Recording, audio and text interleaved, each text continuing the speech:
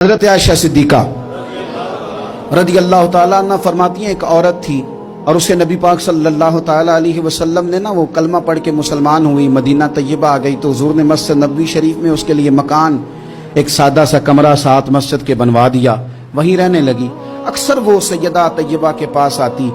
تو حضرت عائشہ صدیقہ رضی اللہ تعالیٰ عنہ فرماتی ہیں وہ بڑی باتیں سناتی اور آخر میں کہتی وہ ہار والا دن بھی بڑا عجیب دن تھا اور میرے رب کی قدرتوں کا دن تھا، وہ بھی بڑا عجیب دن تھا۔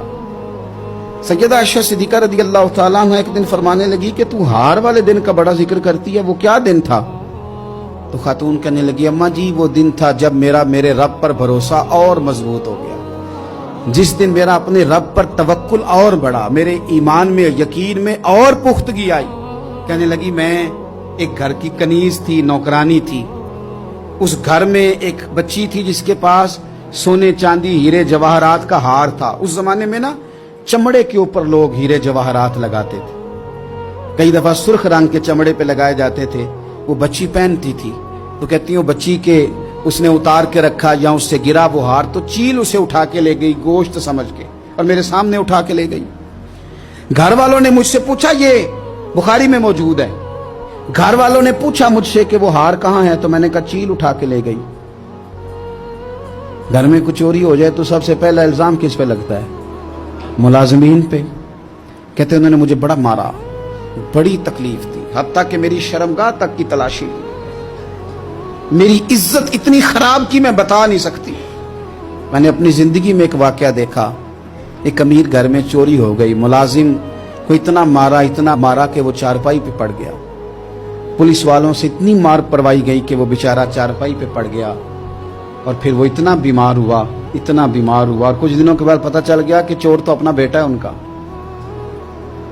پھر اس کا انتقال ہو گیا۔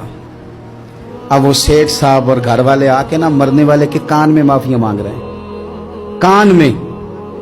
تو میں نے ان سے پھر کہا تھا کہ یہ تو اب چلا گیا ہے، تمہارا زور چلتا تھا نا تو تم نے قانون خریدا اور تم نے اسے جتنا ہو سکا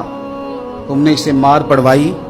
تمہارے پاس جو عدالتیں تھی تم نے وہاں کاروائی کی، اب ایک عدالت قیامت کے دن لگے گی۔ یہ کمزور تھا نا، کچھ کر نہیں سکا۔ میرے نبی پاک صلی اللہ علیہ وسلم نے فرمایا سن لو، اگر سینگ والی بکری نے بغیر سینگ والی بکری کو تکلیف دی ہوگی نا تو قیامت کے دن اسے بھی بدلہ دینا پڑے گا کہ تیرے پاس سینگ تھے اور تو نے اسے مارا تھا۔ وہ خاتون عرض کرتی ہے سیدہ عائشہ کی خدمت میں کہ مجھے بڑا مارا، مجھے تکلیف دی، میں کہہ رہی تھی کہ میرے سامنے چیل لے گئی ہے پر وہ نہیں مان رہے تھے، اماں جی انہوں نے مجھے بڑا مارا۔ حضرت عائشہ صدیقہ کہتی ہیں پھر کیا ہوا؟ کہنے لگی اماں جی جب کوئی میرا مددگار نہ رہا،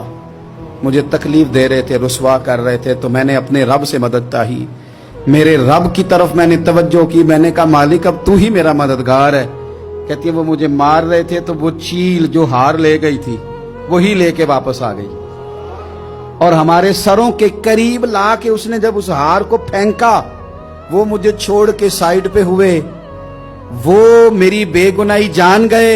لیکن آپ کو بتاؤں اس دن سے میرا اپنے رب پر یقین اور بڑھ گیا۔ مجھے سمجھ آ گئی کہ جب انسان پورا ٹوٹ جاتا ہے اور جب کوئی چاروں جانب اس کا مددگار نہیں ہوتا تو رب تو ہوتا ہے نا، اللہ تو اس کا مددگار ہوتا ہے نا، وہ تو پھر اپنے اس بندے کی مدد کرتا ہے نا، پھر وہ تو توانائی دیتا ہے نا، وہ تنہا نہیں چھوڑتا، وہ تو آنسوؤں والوں کے آنسوؤں پہ بڑا کرم فرماتا ہے، وہ تو قسم پرسی میں آ جاتا ہے، اس کی رحمت بڑھ کے استقبال کر لیتی۔